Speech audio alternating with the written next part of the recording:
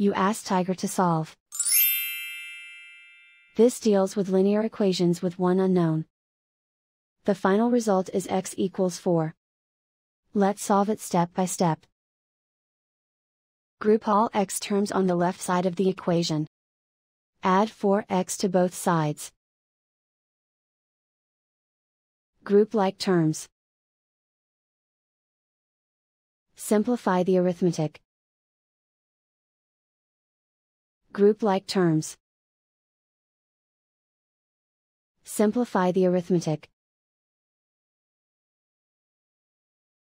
Group all constants on the right side of the equation. Subtract 6 from both sides. Simplify the arithmetic.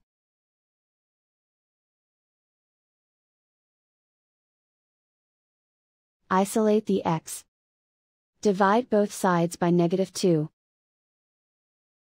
Cancel out the negatives. Simplify the fraction. Cancel out the negatives.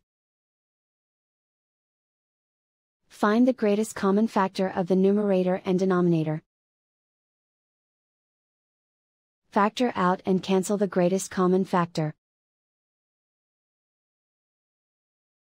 And so the final result is x equals 4.